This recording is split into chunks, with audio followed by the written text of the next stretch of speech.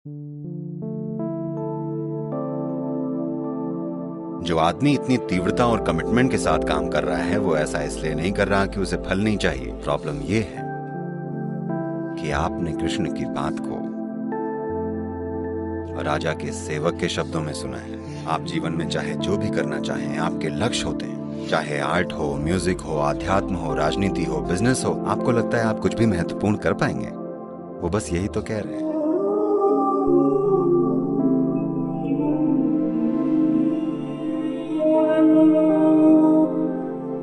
भगवत गीता में भगवान श्री कृष्ण हमें फल की चिंता छोड़कर कोशिश करते रहने का उपदेश देते हैं।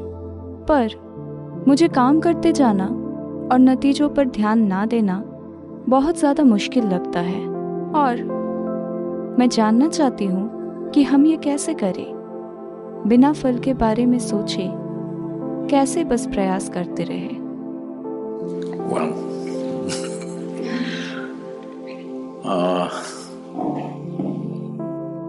मैंने किसी भी शास्त्र को ठीक से नहीं पढ़ा है। ये दुर्भाग्यपूर्ण है, पर मुझे कहना पड़ेगा, मैंने गीता भी नहीं पढ़ी है। पर हम जानते हैं कि कृष्ण के जीवन में ऐसा लोग सोचते हैं कि कृष्ण यानी मक्खन, लड़कियां और बांसुरी। पर आपको यह समझना चाहिए, ये सारी चीजें तब हुई जब वो 16 साल के थे। तो 16 के बाद उन्होंने एक बहुत ही कमिटमेंट भरा जीवन जिया। His commitment was to marry the political process of the day with the spiritual process. उनका कमिटमेंट था उस समय की राजनीतिक प्रक्रिया और आध्यात्मिक प्रक्रिया को जोड़ना, क्योंकि उन्होंने देखा कि जब तक सत्ता पर बैठे हुए लोगों में जीवन की एक बड़ी समझ नहीं पैदा होती और वो अपनी पहचान में सभी को शामिल नहीं करते, ऐसे नहीं कि बस मेरा परिवार, मेरे बच्चे, मेरा पति, मेरी पत्नी और ये सब, जब तक आपकी अपनी पहचान की समझ बड़ी नहीं हो जाती, सिर्फ तभी आपको सत्ता की ताकत मिलनी चाहिए, नहीं तो भ्रष्टाचार होने लगेगा। लोग कहते हैं सत्ता भ्रष्टाचार है। सत्ता भ्रष्टाचार नहीं है, सीमित पहचान भ्रष्टाचार है।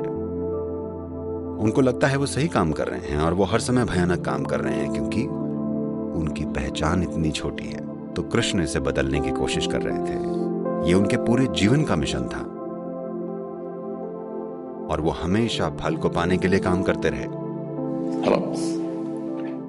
जो आदमी इतनी तीव्रता और कमिटमेंट के साथ काम कर रहा है वो ऐसा इसलिए नहीं कर रहा कि उसे फल नहीं चाहिए। जाहिर है वो फल के लिए काम कर रहे हैं। प्रॉब्लम ये है कि आपने कृष्ण की बात राजा के सेवक के शब्दों में सुनी है और किसी ने आपको नहीं बताया। उन्होंने केवल अर्जुन से बात की, अर्जुन ने कभी नहीं बताया। वो उस घटना के बाद 36 साल और जीवित रहे, पर उन्होंने कभी कृष्ण की बताई हुई बातों के बारे में एक शब्द नहीं कहा। क्या आपने कहीं सुना है? वो एक राजा थे, पर एक बार भी उन्होंने ये नहीं कहा कि कृष्ण ने मुझे युद्ध के मैदान में ये बताया था, एक बार भी नहीं। तो जो कुछ भी आपने सुना है वो केवल संजय से सुना है, जो कि राजा के एक सेवक थे।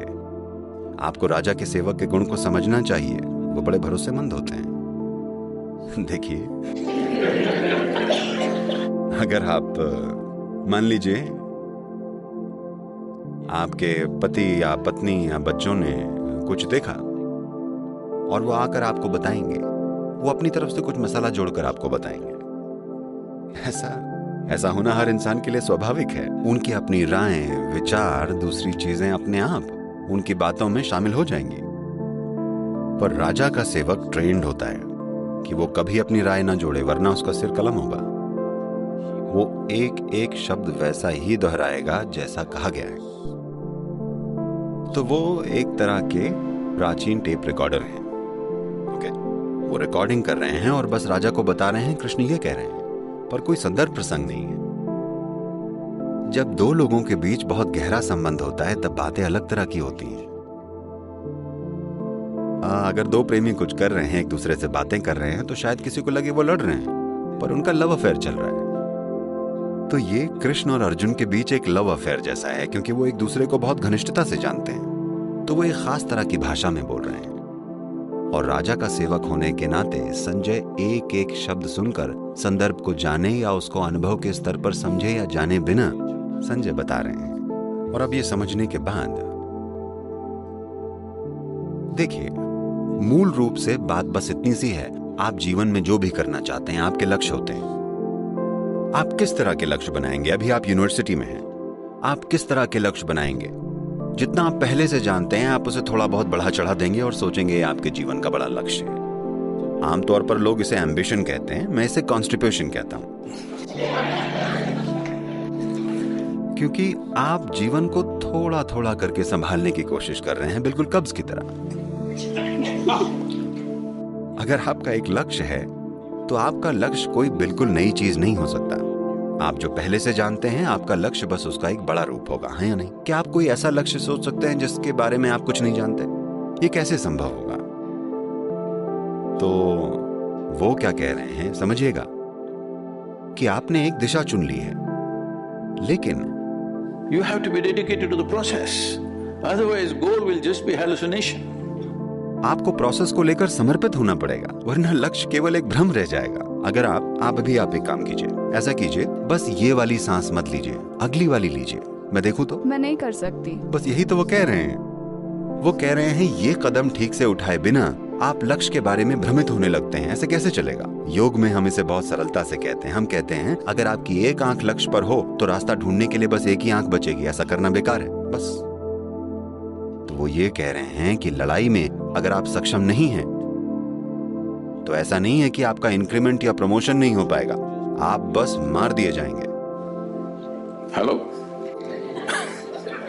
लड़ाई के बीच में अगर आप निकम्मे हैं तो आपको लगता है आप बस अपने मार्क्स वगैरह खो देंगे? क्या आप बस अपने ग्रेड्स वगैरह खो देंगे? नहीं, आप उसी शाम गाड़ दिए जाएंगे। तो कृष्ण उन्हें बता रहे हैं, क्योंकि अर्जुन बोल रहे हैं मैं इन सभी लोगों को मार कर कैसे राजा बन जाऊं। वो कहते हैं आप अभी राजा बने नहीं हैं, आपको पहले इस आदमी को ठीक से तीर मारना होगा, वरना आप राजा नहीं, आज शाम आपको गाड़ दिया जाएगा। कृष्ण बस उन्हें यही बताने की कोशिश कर रहे हैं। क्या ये गलत है? तो पता है, हर साल नवंबर के महीने में हमारे यहाँ एक बिजनेस इवेंट होता है। तो पिछले साल भी 200 CEO आए थे, इस नवंबर में भी ये होगा। और वो आते हैं, देखते हैं कि कैसे ईशा फाउंडेशन बिना किसी अड़चन के चलता है। तरह तरह की गतिविधियां होती हैं, सारे के सारे वॉलंटियर्स हैं। आपको पता है वॉलंटियर कौन होता है? वो जिसे काम की ट्रेनिंग नहीं दी गई होती है। वो बेहद डेडिकेटेड हैं, पर उन्हें उस काम की ट्रेनिंग नहीं दी गई है। और आप उन्हें नौकरी से नहीं निकाल सकते क्योंकि वो वॉलंटियर्स हैं। अगर आपने उन्हें नौकरी दी होती आप उन्हें निकाल सकते, वो वॉलंटियर्स हैं, कैसे निकाले? नहीं निकाल सकते। तो उन्होंने ये देखा और बोले सदगुरु, हम IIT और IIM से सबसे बढ़िया लोग चुनकर लेके आते हैं, लेकिन आप सिर्फ वॉलंटियर्स के साथ काम कर रहे हैं और आपका ऑर्गेनाइजेशन हमारी कंपनियों से बेहतर काम कर रहा है, ये कैसे हो रहा है? मैंने कहा देखिए, आप सब लक्ष्य को लेकर डेडिकेटेड हैं। यहां मैंने लगातार लोगों में यह भाव जगाया है कि आप पूरी तरह प्रोसेस को लेकर समर्पित हों। अभी आप जो कर रहे हैं उसे अच्छे से कीजिए। उनमें से ज्यादातर तो ये भी नहीं जानते कि मैं उन्हें कहां लेकर जा रहा हूं, ठीक है? वो बस किसी प्रोजेक्ट पर काम कर रहे हैं, उन्हें नहीं पता कि लक्ष्य क्या है। मेरा लक्ष्य कुछ और है, अगर मैं उन्हें अभी बता दूं तो वो हिल जाएंगे क्योंकि मेरे लक्ष्य इतने बड़े हैं कि वो हार मान लेंगे। तो अब हमने उनमें ये बात डाल दी है कि आप बस इस प्रोसेस में पूरी तरह से भागीदारी लीजिए। पहले भागीदारी लेने की खुशी को जानिए। सबसे पहले बिना पूरी भक्ति के भाव को लिए आप जो भी कर रहे हैं, आप अपने जीवन में कुछ भी महत्वपूर्ण नहीं कर पाएंगे। चाहे आर्ट हो, म्यूजिक हो, अध्यात्म हो, राजनीति हो, बिजनेस हो, कुछ भी ले लीजिए।